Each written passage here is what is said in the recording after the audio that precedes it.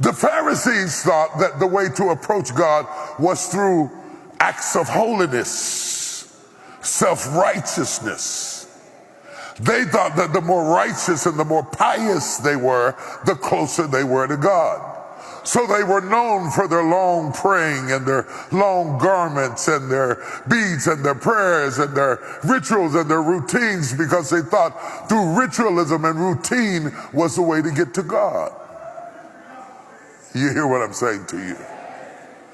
In the midst of all of these varying ideas, the Sadducees, for example, thought that the spirit of the body didn't leave a man for 3 days.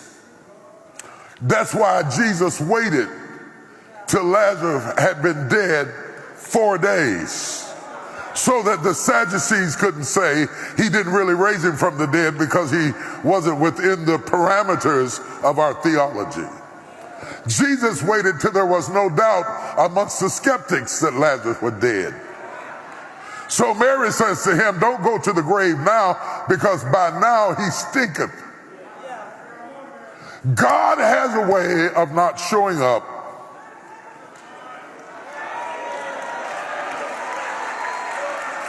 until it's stinky. God has a way of not giving an old man a baby until he's impotent. His wife is past childbearing age, and even if she weren't past childbearing age, she was barren.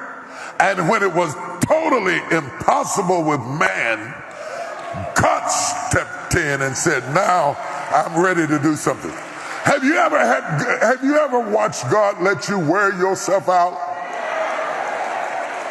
Trying to do stuff by yourself. And finally, when you finally give up and say, okay, God, I can't do it, that's when he steps in and shows himself strong.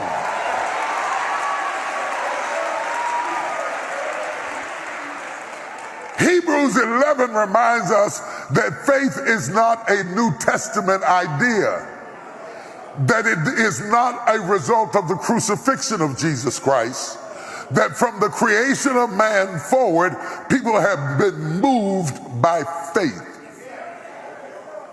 The book of Hebrews 11 reminds us that faith cannot be confined by dispensations, structures, or order. Or to break it down simply, it reminds us that faith never goes out of style. A lot of other things will go out of style. By the time I found a pair of skinny jeans that could fit me,